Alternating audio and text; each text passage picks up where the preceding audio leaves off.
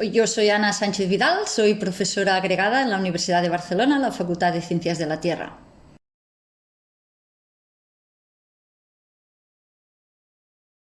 Nuestro grupo de investigación, que se llama GEMAR, Geociencias Marinas, nos dedicamos un poco a estudiar los procesos de transporte de agua y sedimento en los océanos, y este sedimento incluye también partículas de plástico. Por lo tanto, por lo que hace referencia al plástico, investigamos básicamente cómo es, cuánto hay, de dónde proviene y dónde se dirige, y por lo tanto se va a acumular tanto plástico que flota como plástico en la columna de agua como plástico en los sedimentos. Hemos hecho estudios en casi todas las zonas del mundo, desde el Ártico, en aguas superficiales, hasta las zonas más profundas del Mediterráneo.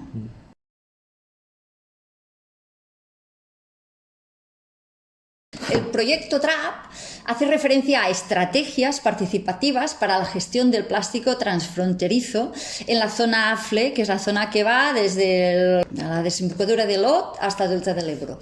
Y hace referencia, hemos querido juntar con el nombre de TRAP dos palabras que para nosotros son esenciales, que es la participación, ¿no? La estrategia de participación para intentar conocer un poquito más cuál es la magnitud de esta contaminación por plástico. El plástico se mueve una vez llega al medio marino, el plástico no entiende de fronteras ni de Pirineos, por lo tanto un plástico que flota o que proviene, por ejemplo, del río Ron es potencialmente encontrable al cabo de unos pocos días o meses en Barcelona. Por lo tanto, este movimiento del plástico es la esencia, es lo que vamos a buscar, ¿no? ¿Hay una migración de plástico en la zona AFLE o no? ¿Cuánto hay? Hay más en Barcelona, hay más en Tarragona, más en Canet, en Llançà, y cómo se transporta y al final dónde se acumula.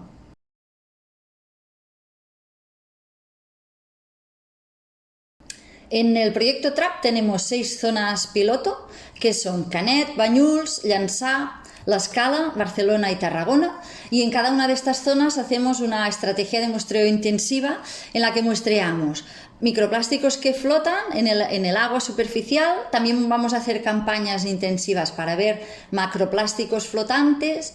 Luego tenemos muestreos de microplásticos y macroplásticos en arena, en ríos y en descargas de emisarios submarinos o aliviaderos de aguas residuales que van directo al mar.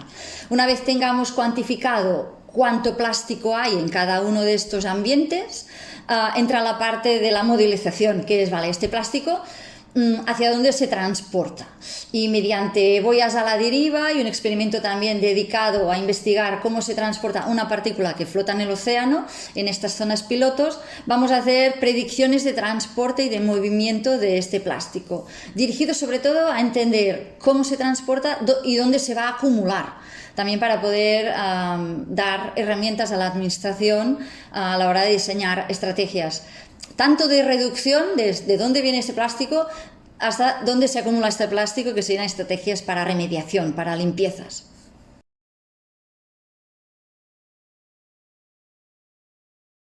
El reto más importante, pienso yo, que es que si tenemos en cuenta todo el plástico que hemos vertido ya al océano en los últimos 50 años, que ha crecido de manera exponencial, este plástico se va fragmentando por efecto de la luz ultravioleta cada vez a fragmentos de plástico más pequeños. Por lo tanto, eso tiene una implicación muy importante, que es que las abundancias de plástico en el océano van a aumentar sí o sí de manera exponencial en los próximos años. Y tenemos que saber de dónde viene este plástico. Siempre utilizamos la metáfora del grifo de la bañera, ¿no? Tú te vas de casa y te has dejado el grifo de la bañera abierto, ¿no? Y vuelves a casa y está toda la casa inundada. ¿Qué es lo primero que haces? ¿Coger la fregona y limpiar el agua? No, lo primero que haces es cerrar el grifo. Pero para cerrar el grifo tienes que saber de dónde está este grifo, ¿no? Por lo tanto, tenemos que saber de dónde viene el plástico que se transporta y que se acumula en el medio ambiente. Una vez sepamos de dónde viene, ya podemos ir a hacer estrategias de reducción en esta entrada, ¿no? Por ejemplo, el césped artificial. Hemos encontrado muchísimas fibras de césped artificial en Barcelona, y esto no lo había visto publicado nadie nadie en el mundo. Pues esto pero tenemos casi un 10% de los microplásticos que flotan, que es césped. Pues nos da una herramienta súper rápida, ¿no? Es decir, vale, pues vamos a diseñar estrategias para reducir la instalación de este tipo de superficies en zonas donde no sea estrictamente necesario, por ejemplo, festivales de música, jardines, rotondas, parques públicos, escuelas, etc. Y esto, con cada uno de los microplásticos que encontramos, nosotros le intentamos dar un nombre y un origen para ver, ¿no? Para conocer de dónde viene y así poder eliminar su entrada. El proyecto TRAP tiene 3 socios.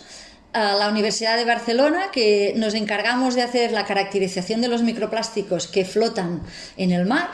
Luego está Plásticas Sí, que son expertos de Banyuls, que son expertos en caracterización de plástico en arena y también en ciudades, todas estas basuras, residuos que están en las calles de las ciudades, que al final, por efecto de la lluvia, cuando haya, o por el viento, van a acabar en el mar. Y luego está la gente los científicos de la Universidad Politécnica de Cataluña, que son los físicos que aportan esta visión de modelización del transporte, ¿no? Para hacer predicción de hacia dónde se transporta el plástico.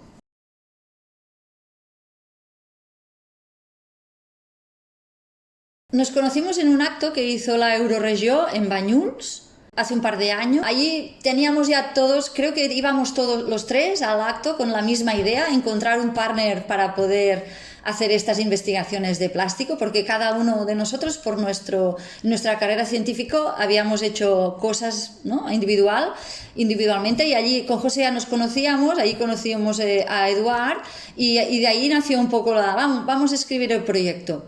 Y la verdad es que fue muy bien, sin habernos conocido casi de nada antes. Escribimos un proyecto muy chulo, cada uno aportando su perspectiva, ¿no? Más de caracterización o de modelización, y ahora trabajamos muy a gusto, nos encontramos cada 2 semanas virtualmente para hacer un seguimiento. Creemos que esto es crucial, aunque no haya mucho que decirnos, cada 2 semanas tenemos una reunión para hacer todo el seguimiento y sobre todo al inicio del proyecto, que teníamos que arrancar, encontrar todas las asociaciones, diseñar todos los protocolos. Ahora ya es hacer cada uno el procesado, etcétera, pero ahora ya lo tenemos todo en marcha y estamos muy contentos.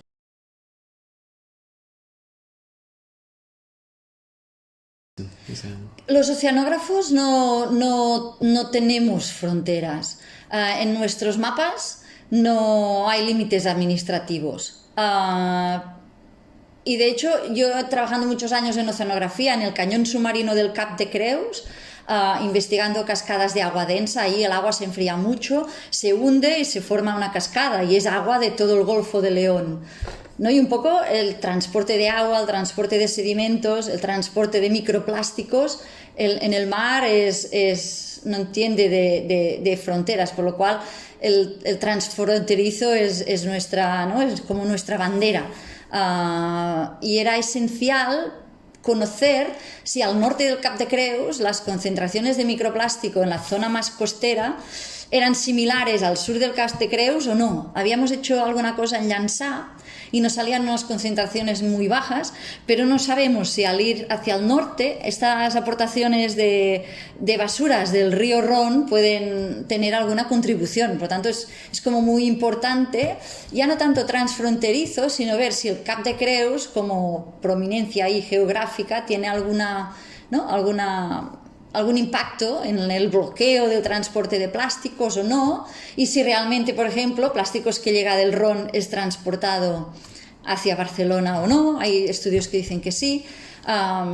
Pero lo que es muy importante, creo yo, en el proyecto es que este proyecto, tal como está diseñado, permite tener muestras de estas 6 localidades cada 15 días.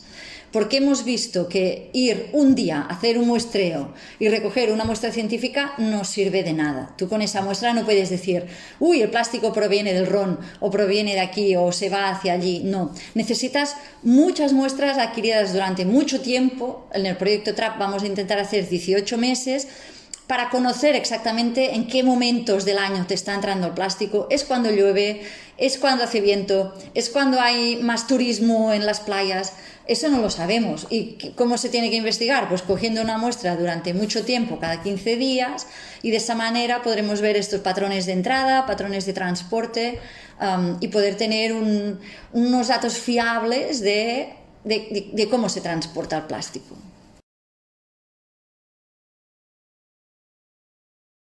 Claro, el origen del plástico no lo podremos saber, pero sí que podemos encontrar diferentes tipos o morfologías de plástico en diferentes zonas. Por ejemplo, en Tarragona. ¿Por qué hemos escogido Tarragona? Porque Tarragona es un ejemplo muy claro de una entrada de un tipo de plástico, que son los pellets de preproducción de plástico, que son esas esferas a partir de las cuales se producen los objetos de plásticos. ¿Por qué en Tarragona hay muchos pellets? Porque está la principal región de producción de pellets del Mediterráneo, está en la refinería de Repsol, en Tarragona, y como plástico se produce, ¿no?, de derivados del petróleo, pues ahí hay una zona tanto de producción de pellets como de transporte, es un hub de transporte de plástico. Encontrar un pellet en Valencia o en Barcelona, muy probablemente, o en Mallorca, donde no hay ninguna fábrica de producción de pellets, puedes determinar que casi 100% seguro que este pellet proviene de Tarragona. Si además lo juntas con un modelo de los oceanógrafos físicos, como el grupo de la UPC, que te dice las probabilidades de que ese pellet haya seguido este camino, ya más o menos puedes tener el origen. O sea, es fijándonos mucho en cómo son los plásticos y además ayudándonos con los modelos de dispersión que nos permiten ir hacia adelante, pero también hacia atrás. Esa partícula de plástico que hemos muestreado ahí, ¿a dónde va, pero de dónde viene? Y esto se consigue solamente con los modelos de transporte.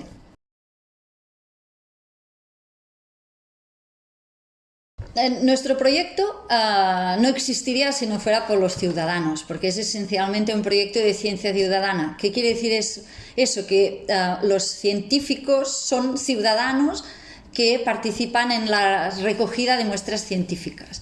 Y no van de la mano de los científicos. Los científicos solamente lo que hacemos es entrenarlos para que ellos mismos, solos, puedan recoger muestras de manera científica con una frecuencia temporal y con una distribución geográfica que nosotros solos no podríamos hacer.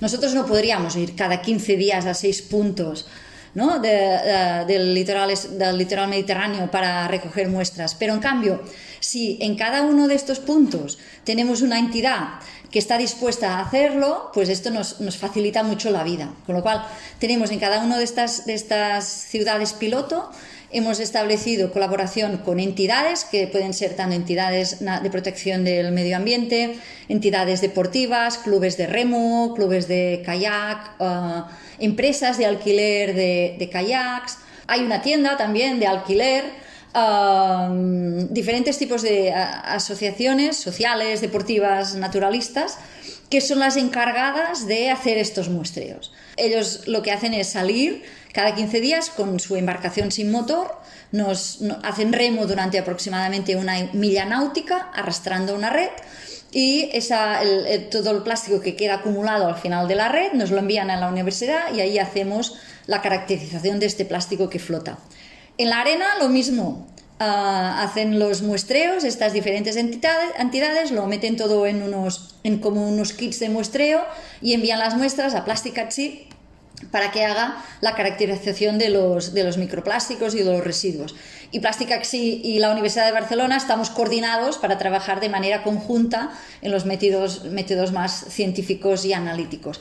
De esa manera tenemos estas frecuencias tan elevadas que permiten tener muchos datos y que sean datos muy fiables, que no sería posible haberlos recogido sin la ayuda de estos ciudadanos científicos.